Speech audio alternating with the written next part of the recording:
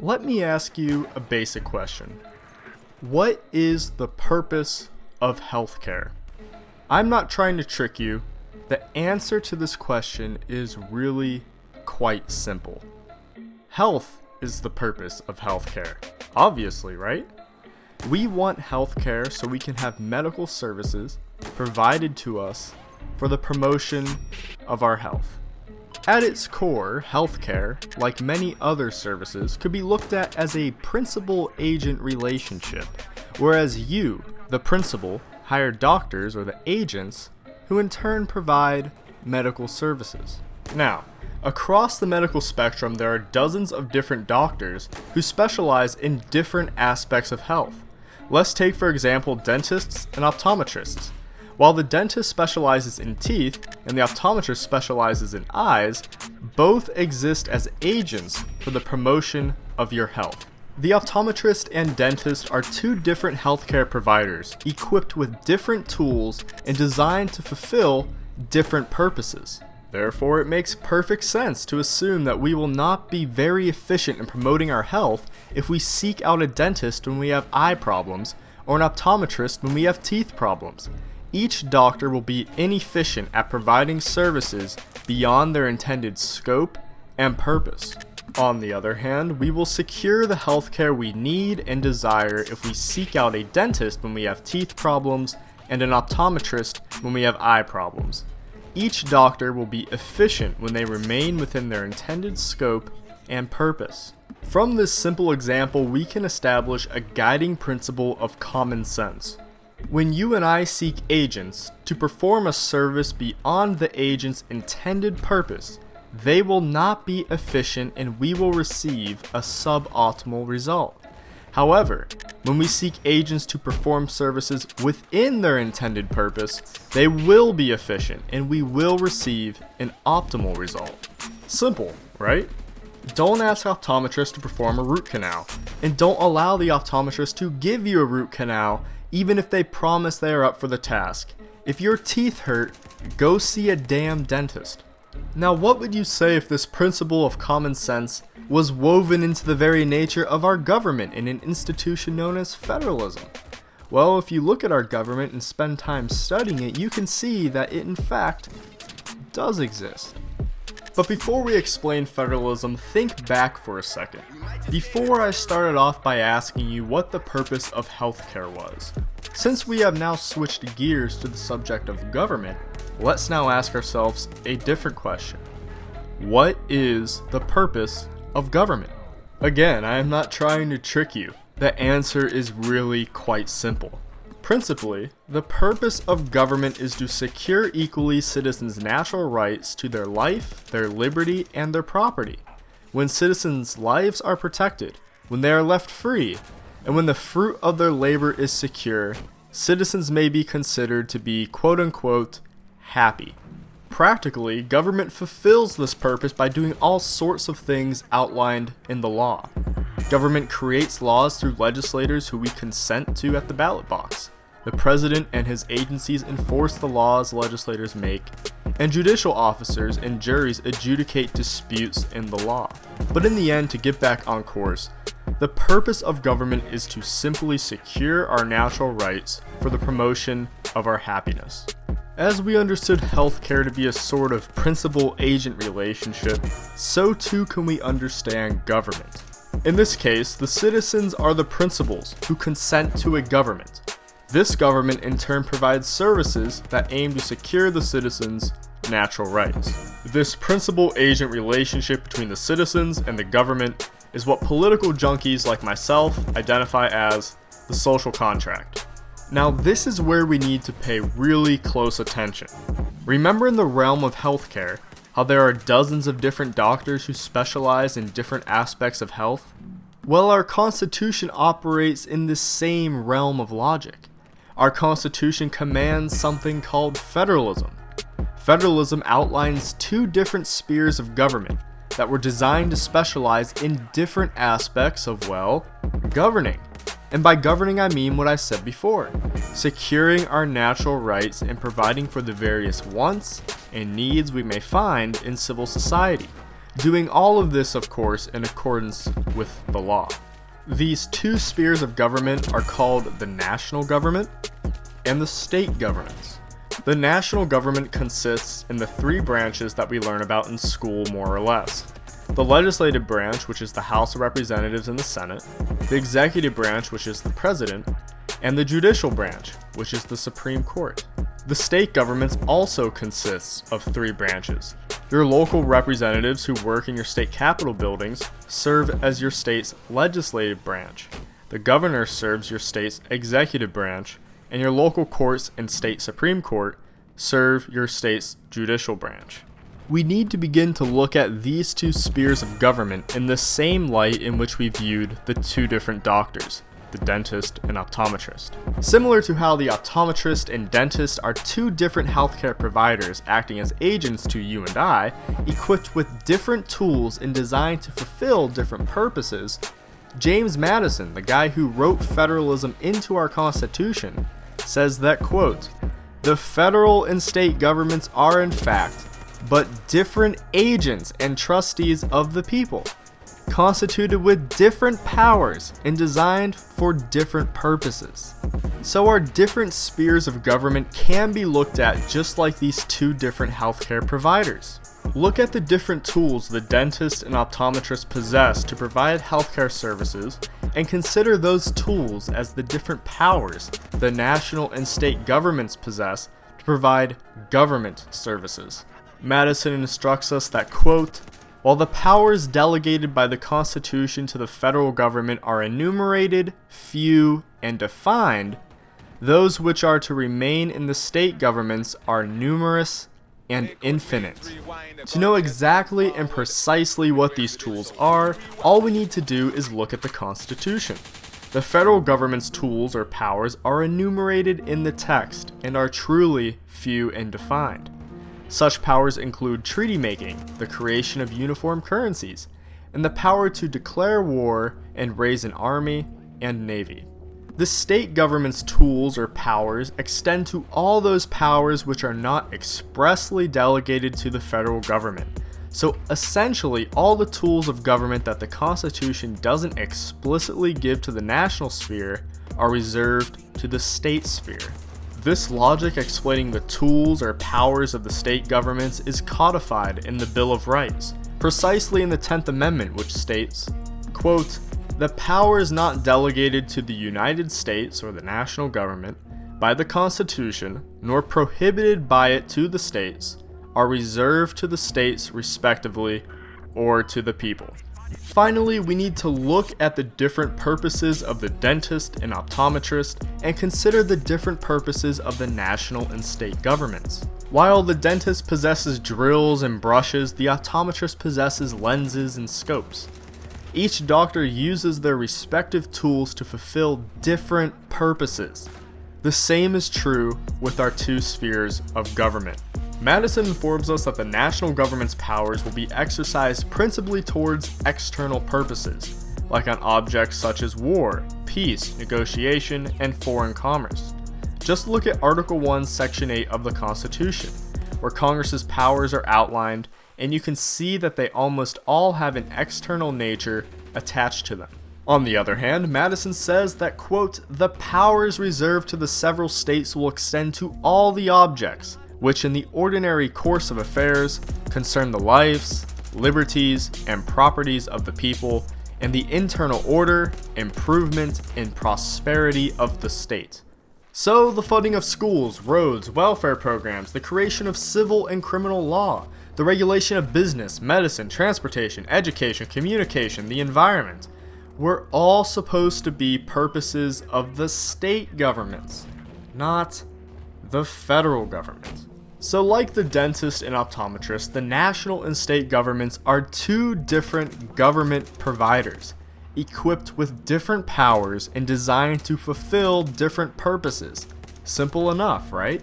So it seems to make perfect sense then to assume that we will not be very efficient in promoting the ends of government if we seek out the national government when we have state problems, or the state governments when we have national problems. For example, if we need to raise an army to go to war, we probably shouldn't call upon the state governments to satisfy that need. Or, if we need to develop a means to help low-income individuals with little or no financial security, we probably shouldn't call upon the federal government to develop the welfare program and the corresponding taxes funding the program to solve this local state problem. Now we can establish a general rule. Each sphere of government will be inefficient at providing governmental services beyond the scope of their powers and purpose. On the other hand, we will better secure our natural rights and be happy if we seek out the national government when we have national problems and needs, and the state governments when we have state problems and state needs. For example, if we need to go to war and defeat an enemy that threatens our survival, it would be wise to call upon the federal government to raise and sustain a powerful military.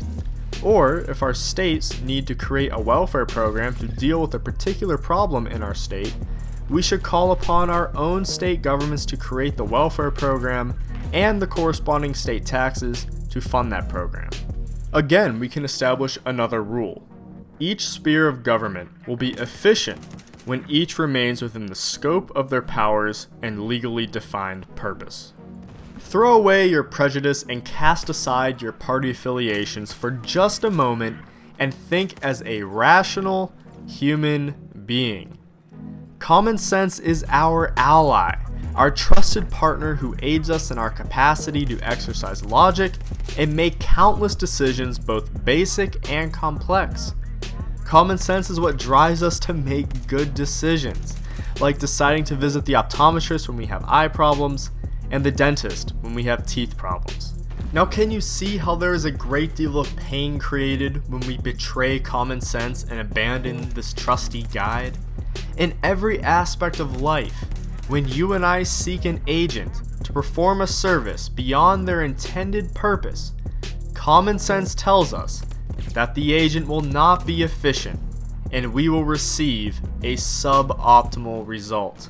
You must be drunk with an intense idiocy to walk into an optometrist's office and demand a root canal.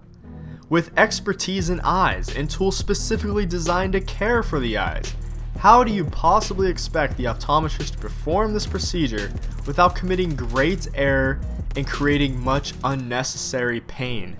On the flip side, you must be regarded as a naive simpleton if you were to believe the optometrist if he promised you he could perform the root canal procedure.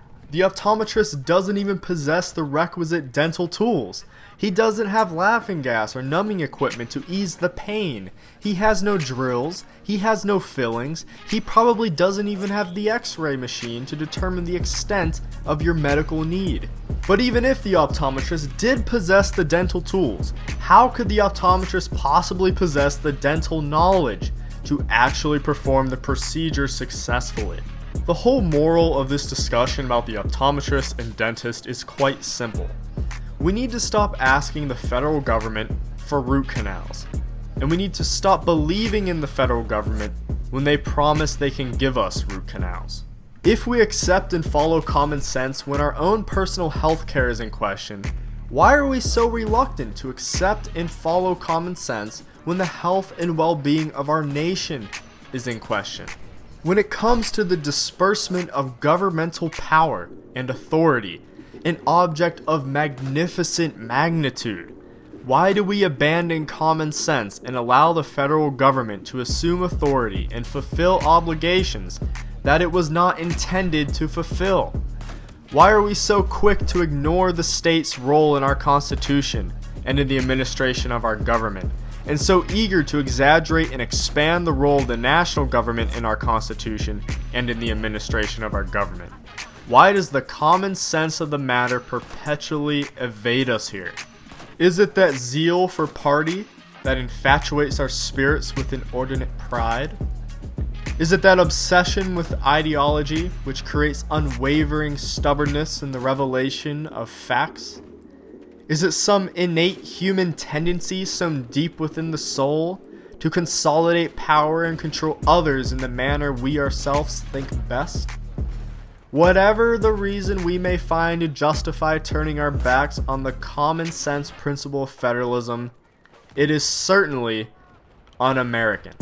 Whatever is preventing the embrace of this common sense principle ought to be held in suspect as dangerous to the liberty of a free people and a general cancer to the harmony and happiness of civil society. I do not mean to come across as some conspiracy theorist or some Nostradamus. I simply wish to put important ideas like federalism into a perspective that we can all understand. When we call upon the optometrist to perform a root canal, or when we are naive enough to believe the optometrist when he promises he can perform a root canal successfully, we are going to experience tremendous pain. Likewise, when we call upon the national government to regulate every aspect of our lives, from business to education to agriculture to communication to transportation to the environment and all the rest, when we call upon the national government to get involved with healthcare, personal retirement plans, welfare, and other social programs, when we call upon the federal government to legislate, enforce, and adjudicate marriage, drugs, abortion, guns, and other hot topic issues, when we call upon them to create minimum wages, rent controls, urban planning, and other sorts of economic devices, when we call upon the federal government to solve local crisis after local crisis, and when we believe the federal government when they promise they can deliver, our country has and is going to continue to experience tremendous pain, frustration, and disappointment. In short, when we call upon the federal government to perform objects and assume authorities reserved to the people of each state to determine, or when we are naive enough to believe the federal government when they promise they can solve every problem pertaining to every possible subject matter, the nation is going to experience the same pain and individual experiences when they have an optometrist perform a root canal.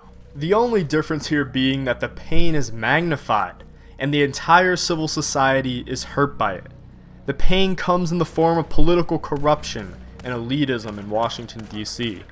The pain is felt as unelected bureaucrats now make many of the decisions which should be left up to you and I to decide on the state level. The pain is felt in the prevalence of special interests over the actions and motives of our leading officials. Since more and more decisions are being made in Washington, D.C. at a national level, it has become easier for our elected officers to insulate themselves from the will and consent of the people. Unelected bureaucrats and fancy regulatory agencies now make decisions which your elected state legislators were intended to make that affect everything from business to education to transportation, medicine, welfare, environmental issues, and the list goes on. But most importantly, turning our back on the common sense principle of federalism has led to the consolidation of government power into the hands of an ever-growing central authority, which in turn wastes unimaginable amounts of taxpayer dollars, creates ungodly examples of inefficiency, abuse, and corruption, and diminishes the rightful and just power individual citizens have over the many thousands of issues they are supposed to be deciding for themselves on a state and local level. Even if you don't understand what this pain means and how it affects our society and the freedom of the individual, I think most of us can feel it and see it.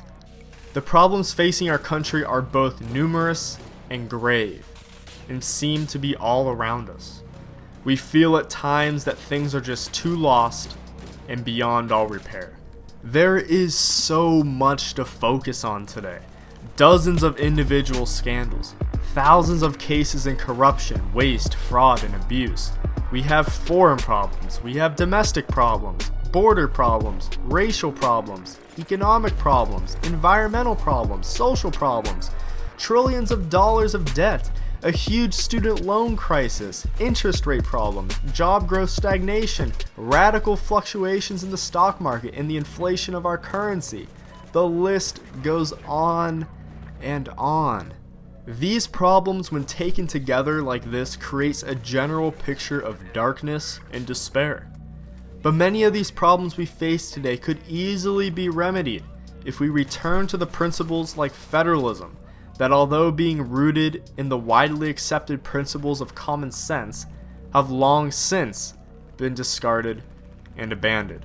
My suggestion is this: do not argue in the darkness. You will find no progress in the chaos that it generates.